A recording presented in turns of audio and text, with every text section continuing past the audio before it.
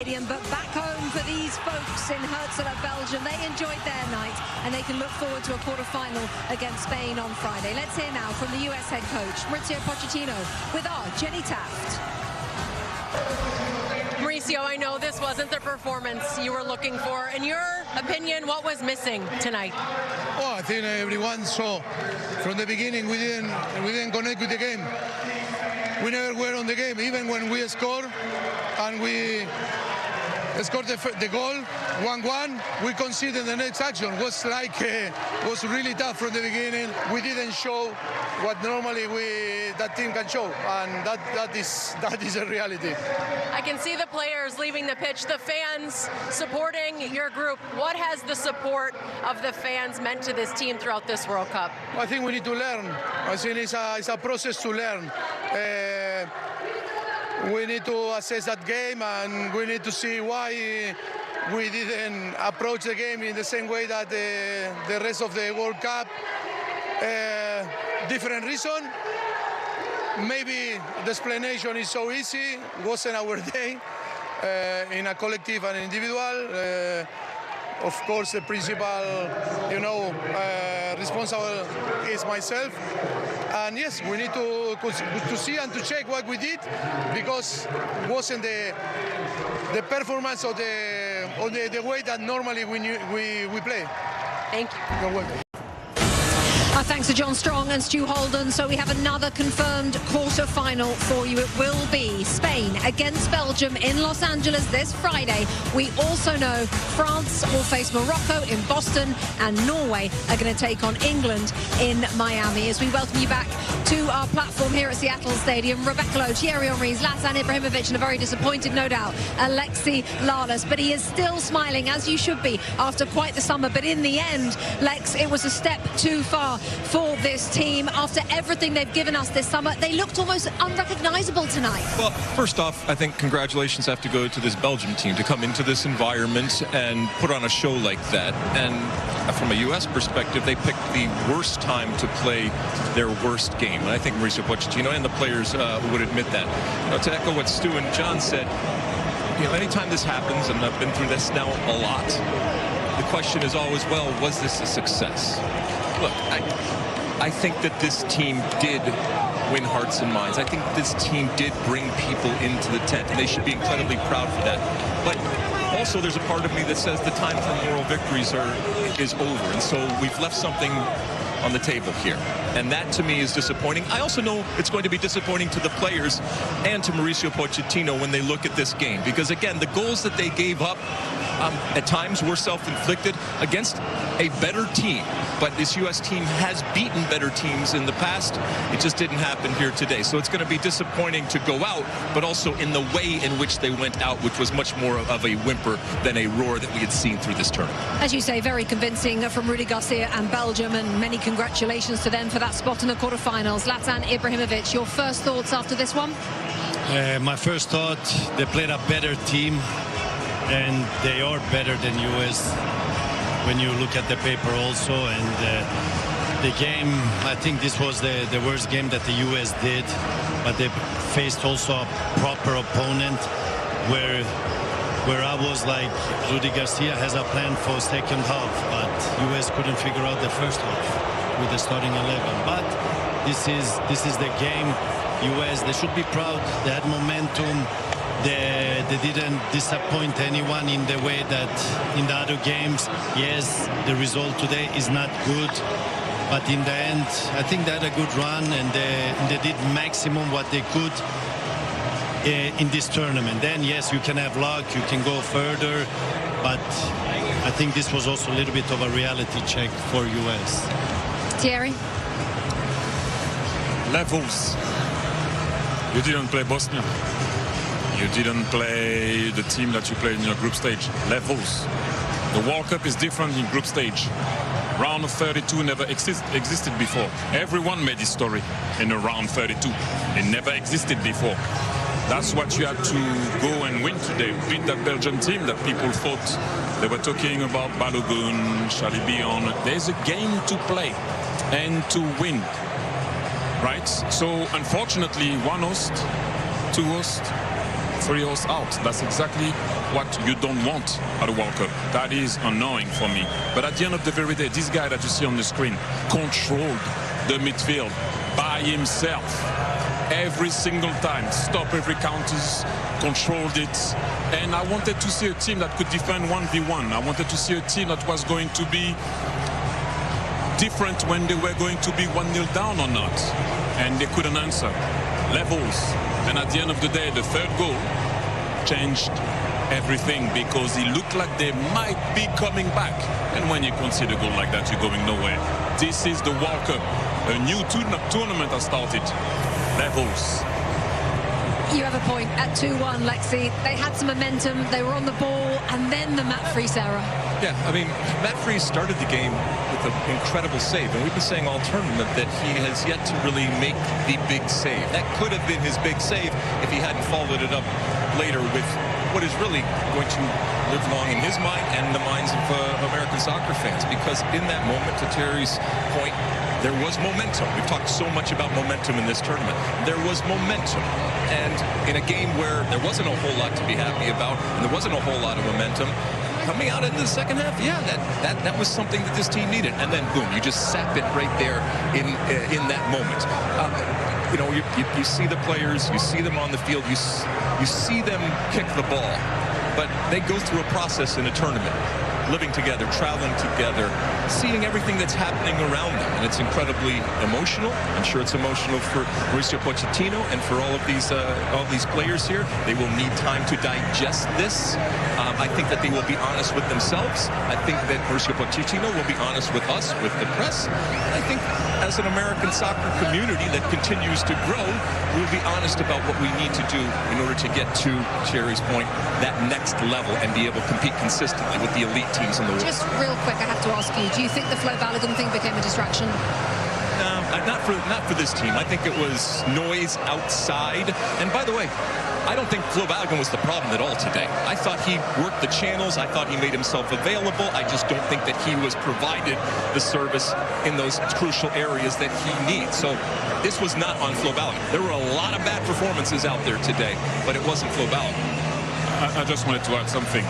People out there, yes, there is a disappointment on the result, but let's not stop pushing this sport in this country. I think that's very important. Build from what happened.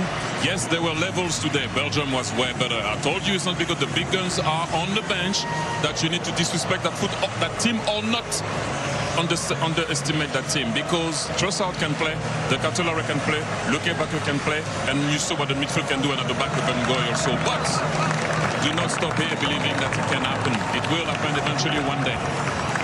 Okay. While this World Cup is over for this U.S. men's national team, this World Cup is far from over for the United States. Okay, yeah, good point, gentlemen. Thank you. So 4-1, the final score then. The first half damage was done by Charles Ketelaere.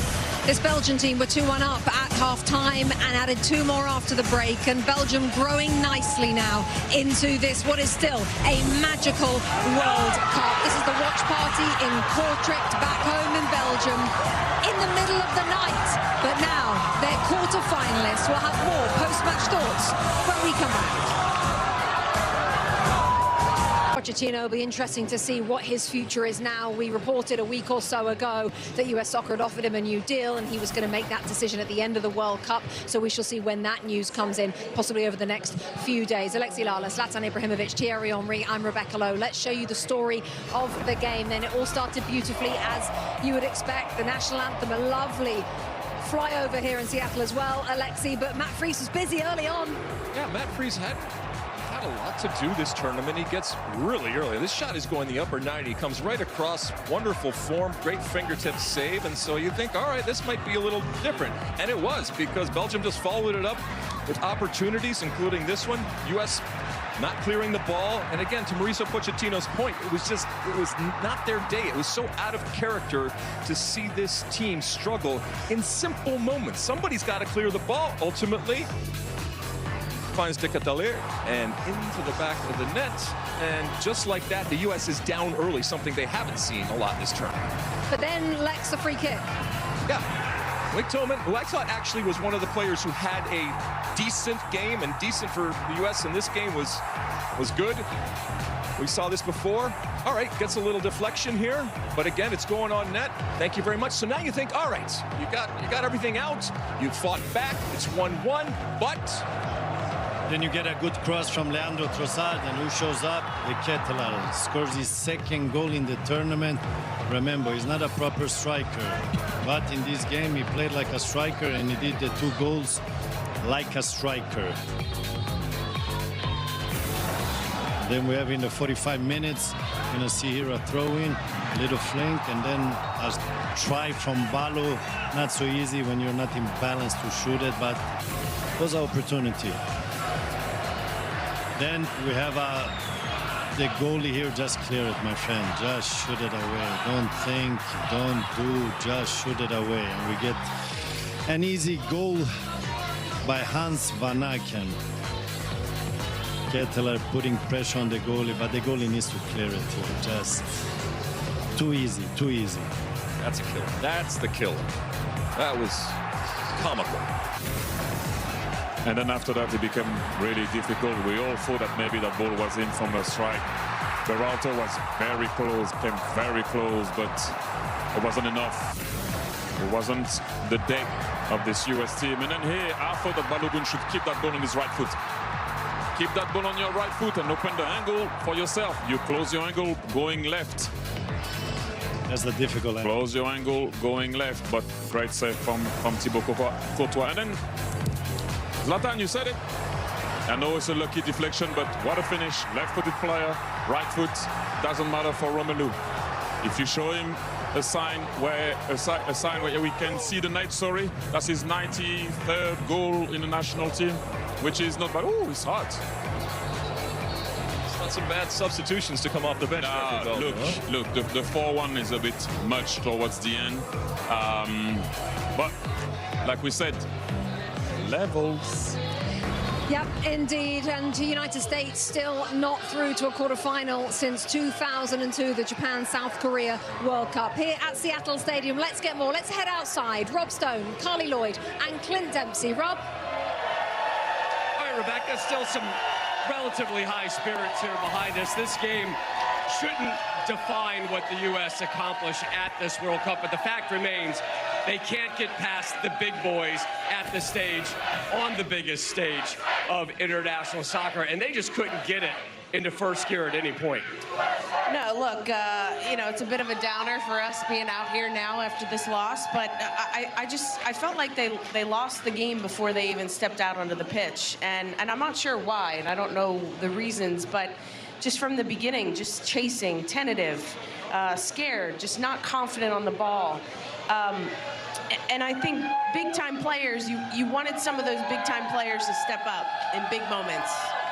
And I got to be honest, you know, I was a bit disappointed with Christian Pulisic. I think whether he wants to be the star of this team or not, we didn't see enough from him in this particular game, and really the whole World Cup. Little glimpses here and there, but you know, look, aside from this loss, I think on the brighter storyline, it's been a fantastic World Cup. This team has united the country.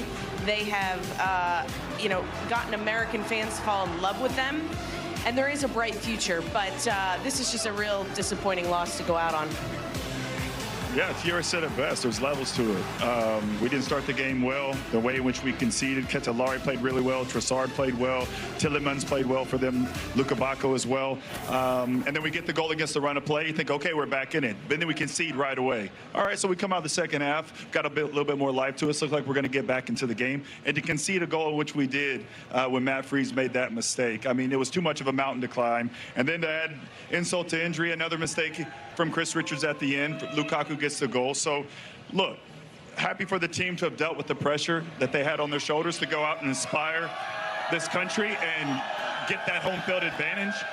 But still, we're in the same situation. We're not getting past the round of 16. And to be considered a great team, you got to do what the team in 2002 did, or the team in 1930 did. So there's a lot of positives to take away, but at the same time, there's levels to it, right? And look, proud of the boys for the heart that they showed, but when you came up against a side that was, you know, a top 10 in FIFA rankings, to see what you're made of, we left with the same answers. We don't have as much depth as we thought we did, and we concede too many goals. And to talk about levels, you know, Thierry talked on it, you just talked on it. You can't make those mistakes against these top quality opponents. You're going to get exposed. And going into this World Cup, you know, we were a bit hesitant on how the back line was going to do, how Matt Freese was going to do. And that's what happens. You cannot afford to make mistakes like that. And it's just very disappointing. A lot of questions about what's next for this U.S. men's national team. They obviously accomplished a ton, getting themselves to the round of 16, getting this fan base, getting this nation behind them. We don't know the status of Mauricio Pochettino. His contract expires at the end of this tournament. Next summer, the U.S. in CONCACAF Gold Cup play. The following summer, who knows? They might be playing in Copa America, might even be hosting Copa America. But in the end, it's the U.S. again. Comfortably through today to the quarterfinals, where they will now face Spain. Romelu Lukaku with the 4th goal late in this one. Ketelaere scored 2. Vatican got 1 as well. And the United States self-inflicted wounds throughout this game. They were nowhere near where they needed to be in terms of the quality from minute 1 all the way through to the final whistle, Stevie. But the goals that they conceded were dreadful at this level, weren't they? Oh, look, it's hard to explain how bad they were at this level, and not just one mistake, multiple mistakes in every single goal. 4 goals conceded against a Belgian side that we know has got quality, but to give them the type of goals that they gave them, really terrible stuff. I have to say, I've seen as bad defending in the whole tournament as I've seen in this game from USA. They were just anxious from the first minute to the last, and nothing went right. They were doing nothing right. None of the fundamentals of defending, doing things properly was there from USA today. Look at this, just everyone waiting on each other to get it. Tim Ream ball watching, Anthony Robinson not tucking round.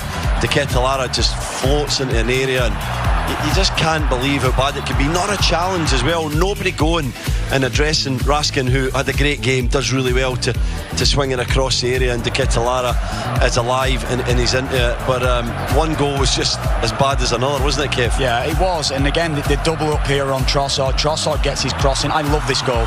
This is exactly the wing play that I want to see. Players getting to the byline, standing it up to the far post. And Ketelaere just wanted it too much. He wanted it more than Tim Ream, and he just bullied him. He just out fought him for the ball.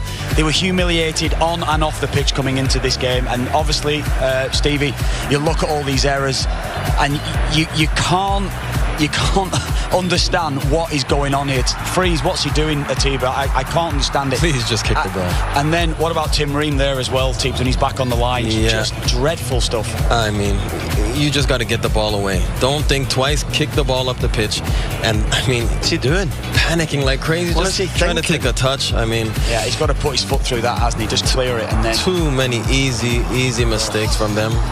Just at this level, you can't make those mistakes. No, I mean, look at this last one as well. I know the game's done, but you just embarrass yourself with losing the 4th. Do you think they were smelling themselves a bit coming into the game? Yeah, I think so. Yeah, I think they were having themselves. They thought they were a better team than what they were. And then as they started and they saw the level that they were playing against, a team that just stepped onto them and pressurised them and never gave them a minute and had as much power as them, as much athleticism as them. They just absolutely panicked at that point. Technical ability to just outplay them in every department, didn't they? But it's strange that you say that they maybe think like that, because nothing against European sides, against good sides over the course of Pochettino's reign has given them cause to think like that. A year ago, they got thumped by Switzerland 4-0 in Nashville. They were beaten from start to finish in that game as well. They got soundly beaten by Belgium in March. They got soundly beaten by Portugal in March as well. So there's nothing about their performances in any of those games that suggests that they should be thinking that they can beat them. Well, that's the hype train, isn't it? That's the messages they've been getting. External noise coming in, and they're actually believing that they're going to go on and win the World Cup here. That was what they were thinking, genuinely thinking as well. And we knew that, look, a last 16 at best was where the US were going to be in this World Cup. We felt it at the start that they believed, obviously, quarters, semi-final and beyond that, they believed they could go all the way. But this is the level. This is where they are. And as I said in this game, they were embarrassed on and off the pitch because Belgium showed how flawed they are really as a side today. And it was so good to see Belgium, as you say there, Stevie, stepping onto them, recognising there's a real flaw and a real weakness with this side, and they just went for them from the start. They did. And we've picked out, I don't know, 5 or 6 little examples here of how bad their football was, their possession. We could have picked 30. Honestly, we were noticing one of these every minute of the game.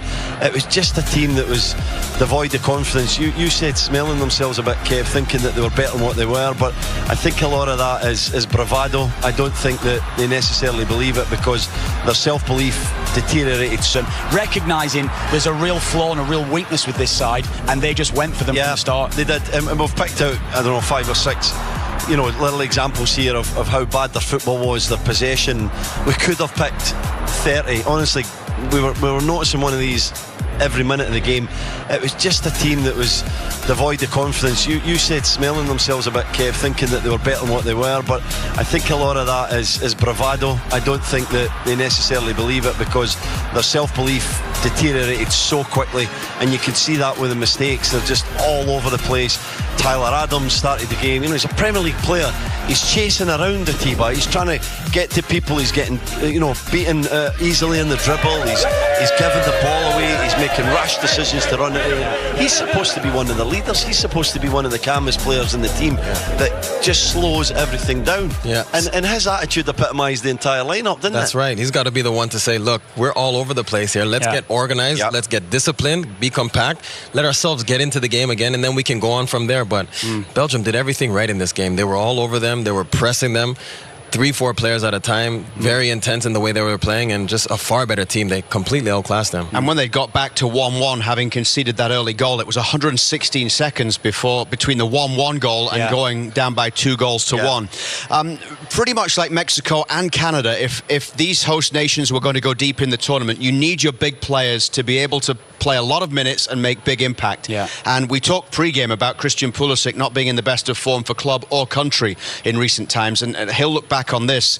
It wasn't a great World Cup for him, was it? He had the injury issue as well, but he wasn't able to impact the games the way the US needs him to if they're going to go deep. No, he didn't impact the game at all. He was absolutely terrible in the match, to be honest. He had 11 giveaways in the first half, 14 in total before he pulled the parachute and wanted to be off this field. And I don't know how severe his injury is. I don't want to speculate on that, but he did not want to be out there in every sense of the word, and it's disappointing. He's supposed to be the star of this team. He's supposed to be the one that in moments like this steps up and delivers, and he did anything but that really throughout this whole tournament. He was nowhere near the level that they need, and again, it's that hype train, Kev, isn't it? This country hypes this lad up and talks about him being up there with the best players in the world. He's absolutely miles away for that. Miles away. And he always has been, and that's the thing. Yeah, he's been good at AC Milan. Take nothing away from there. He hasn't been good since Christmas, as we spoke about before the game. But there is no way that Christian Pulisic should even be mentioned in the same breath as some of the superstars of this World Cup, because he is nowhere near the level, and he never has been near the level. Yet the hype train around him has suggested that he is, because people are telling him, and we're hearing messages, and we see the US media and what they say around this team. Christian Pulisic is as far off Kylian Mbappe, Lionel Messi as can be. He is so far off that level. I don't think anyone's comparing him, surely, to those players. I mean, some of the American media had the top 20 players in the world and things like that, and that's what we're talking about. We're talking about the best 15, 20, 30 strikers in the world. He's nowhere near it, Luke, miles away. Thierry Henry, Zlatan Ibrahimovic and Alexi Lalas. Let's show you then the first half of this game in Seattle. Beforehand, a beautiful scene, the flyover over the stadium, but just 9 minutes in, it went a little wrong, Alexi. Yep, this US team just got punched in the nose for the first time this tournament. I guess the good news is it could have been worse, but right off the bat, US is used to scoring early. Well, Belgium said not so fast. The Ketelaere getting in. Anybody want to clear it? Anybody? Anybody? No? Okay, well, there you go. A gift to Belgium in the first minutes, and Mauricio Pochettino is not a happy man, nor should he be. We have seen this before. When it comes to free kick to US, Malik Tillman steps up, gets the good free kick, a little deflection, but it's still a free kick goal. So his second goal of the tournament, and he gets the equalizer there so far. Nice celebration. And then Rebecca said, I want to see how they're going to defend their 1v1. They couldn't stop Leandro Trossard. Don't sleep on the Ketelaere. Do not sleep on Trossard. Do not sleep on Dodi Lukaku. The big guns are on the bench, but those guys are on the field. 2-1 Belgium. Yeah, that is a key point. The big guns are on the bench. Plenty of reinforcements to come on for Belgium. But from a US perspective, Thierry, how do they get back into this? They need to rectify something in midfield. It's too easy for Belgium. Too easy. They're controlling that midfield. Ball, they're switching the ball all the time in 1v1 with Leandro Trossard and sometimes Lukaku. Lack of rhythm. We saw a couple of times Malik Tillman doing some stuff, a couple of runs of Balogun. But you know what? You still have 45 minutes to reverse it and plus. But it's going to be a tough one because the big gun might come on when you're going to open up to play. Zlatan, your thoughts? This is the first 45 minutes I see US where they don't feel comfortable. I mean, the attack is not working, and when the attack is not working, the defending has to work. But the defending is not also working. So something has to happen for the second half, and they need to get Pulisic more on the side. Not even one time Robinson comes on doing his overload that he normally does, but also Belgium is making it difficult for them. So it's two teams on the pitch, not only one. I don't think anybody had a good half. They can't defend the cross. They can't defend one-on-one. They couldn't defend in the air. They can't defend the long ball to the other side. So Mauricio Pochettino is going to earn his money this halftime, and he better make some changes either in personnel or tactics.